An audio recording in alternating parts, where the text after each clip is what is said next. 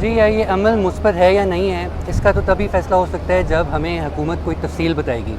کہ یہ کیا ڈیل ہوئی ہے، اس کے کیا ٹرمز ہیں، اس سے پاکستان کو کیا فائدہ پہنچے گا، اس سے پاکستان کو کیا کنسیشنز دینی پڑیں گی امریکہ کو.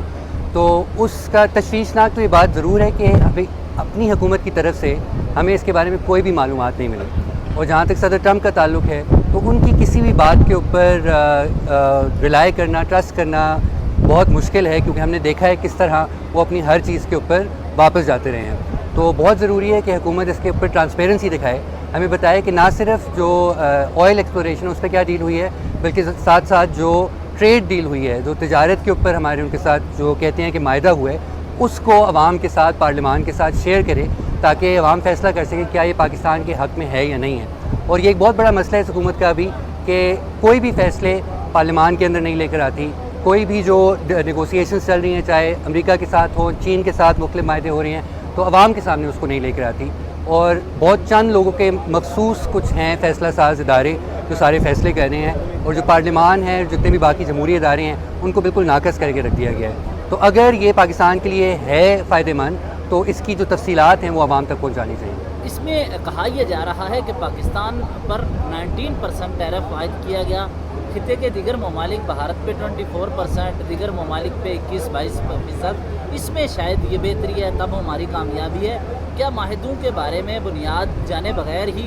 سیلیبریٹ کرنا درست ہے؟ نہیں، میرے خیال میں قبل از وقت ہوگا سیلیبریٹ کرنا.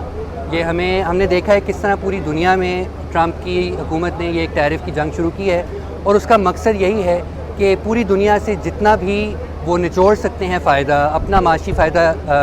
نکال سکتے ہیں، وہ نکالیں گے. پاکستان کی حکومت کی جو ذمہ داری ہے وہ یہ ہے کہ وہ پاکستان کے عوام کا، پاکستان کے جو بزنس ہیں، پاکستان کے جو ایکسپورٹرز ہیں، ان کے فائدے کا دیکھے. لیکن ابھی تک اس حکومت نے ہمارے ساتھ کوئی بھی تفصیلات نہیں شیئر کی. تو ہم چاہتے ہیں، اور ابھی باتیں چل رہی ہیں معدنیات کی، باتیں چل رہی ہیں تیل کے ذخائر لینے کی. دیکھیں، ہم نے بہت سارے ممالک میں دیکھا ہے کہ جب تیل وہاں پہ ہوتا ہے، ڈسکور ہوتا ہے، یا معدنیات ڈسکور ہوتے ہیں، بہت سارے ہم نے مڈل ایسٹ ممالک میں دیکھا، ہم نے لیبیا میں دیکھا، سوڈان میں دیکھا، بہت سارے سب سہارن افریقن ممالک میں دیکھا کہ جہاں پہ معدنیات یا اور قدرتی ذخائر جہاں ملتے ہیں اور وہاں پہ ادارے مضبوط نہیں ہوتے، وہاں پہ جمہوری احتساب مضبوط نہیں ہوتا، تو اس کے نتیجے میں فساد پیدا ہوتا ہے، انتشار پیدا ہوتا ہے، تشدد پیدا ہوتا ہے. تو ہم اگر چاہتے ہیں کہ ان معدنیات کا، ان قدرتی وسائل کا پاکستان کو اور پاکستان کی عوام کو فائدہ ہو، تو ہمیں ان اداروں کو بنانے کی، مضبوط کرنے کی ضرورت ہے. پاکستان میں رول آف لاء لانے کی ضرورت ہے، عدلیہ کو آزاد کرنے کی ضرورت ہے، تاکہ ہم ایک مثبت طریقے سے ایسے میکینزمز قائم کر سکیں کہ جو عوام ہیں، جو مقامی لوگ ہیں تمام صوبوں کے، ان کو ان معدنیات سے، ان ذخائر سے، ان کی فلاح و بہبود بہتر ہو سکے. کیونکہ ہم نے تاریخ میں پہلے بھی دیکھا ہے، دیکھیں اس طرح کے بہت تجربات ہوئے ہیں. سوئی گیس کا ہمارے پاس ایک تجربہ ہے کہ کس طرح وہاں پہ بغیر عوام کو کانفیڈنس میں لیے گئے،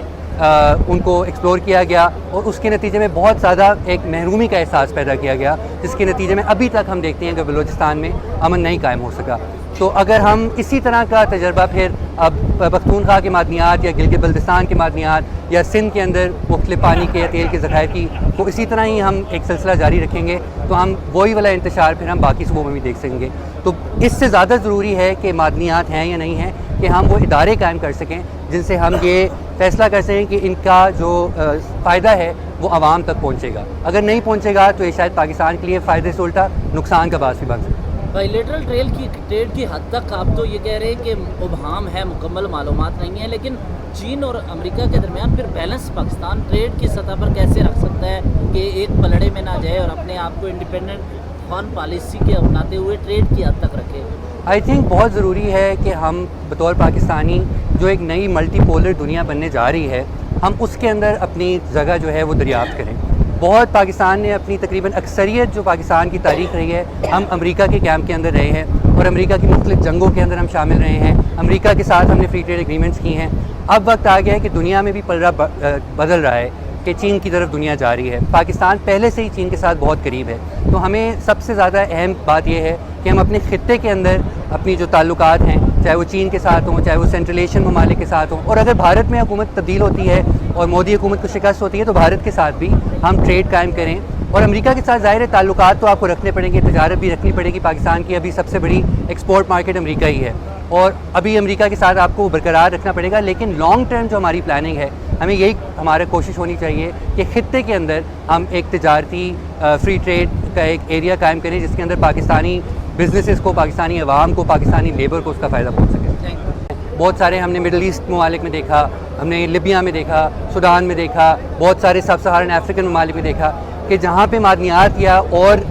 قدرتی ذخائر جہاں ملتے ہیں اور وہاں پہ ادارے مضبوط نہیں ہوتے، وہاں پہ جمہوری احتساب مضبوط نہیں ہوتا، تو اس کے نتیجے میں فساد پیدا ہوتا ہے، انتشار پیدا ہوتا ہے، تشدد پیدا ہوتا ہے۔ تو ہم اگر چاہتے ہیں کہ ان معدنیات کا، ان قدرتی وسائل کا پاکستان کو اور پاکستان کی عوام کو فائدہ ہو، تو ہمیں ان اداروں کو بنانے کی، مضبوط کرنے کی ضرورت ہے، پاکستان میں رول آف لاء لانے کی ضرورت ہے، عدلیہ کو آزاد کرنے کی ضرورت ہے، تاکہ ہم ایک مثبت طریقے سے ایسے میکنزمز قائم کر سکیں کہ جو عوام ہیں، جو مقامی لوگ ہیں تمام صوبوں کے، ان کو ان معدنیات سے، ان ذخائر سے ان کی فلاح و بہبود بہتر ہو سکے۔ کیونکہ ہم نے تاریخ میں پہلے بھی دیکھا ہے، دیکھیں اس طرح کے بہت تجربات ہوئے ہیں۔ سوئی گیس کا ہمارے پاس ایک تجربہ ہے کہ کس طرح وہاں پہ بغیر عوام کو کانفیڈنس میں لیے گئے،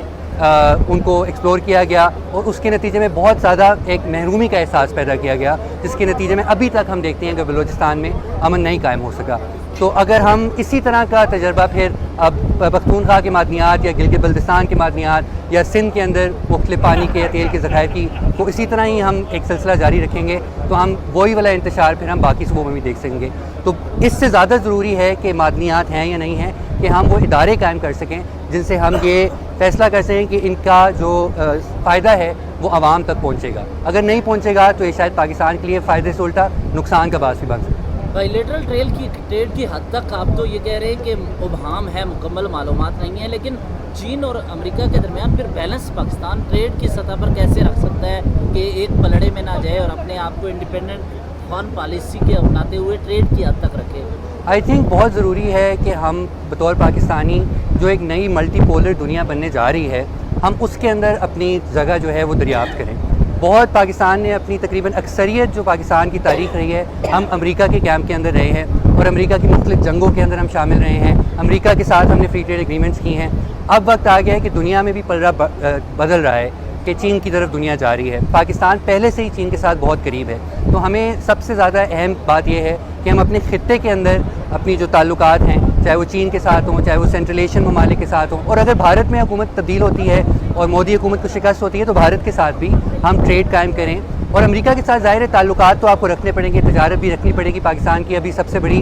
ایکسپورٹ مارکیٹ امریکہ ہی ہے، اور ابھی امریکہ کے ساتھ آپ کو برقرار رکھنا پڑے گا، لیکن لانگ ٹرم جو ہماری پلاننگ ہے ہمیں یہی ہمارا کوشش ہونی چاہیے کہ خطے کے اندر ہم ایک تجارتی فری ٹریڈ کا ایک ایریا قائم کریں جس کے اندر پاکستانی بزنسز کو، پاکستانی عوام کو، پاکستانی لیبر کو اس کا فائدہ پہنچ سکے۔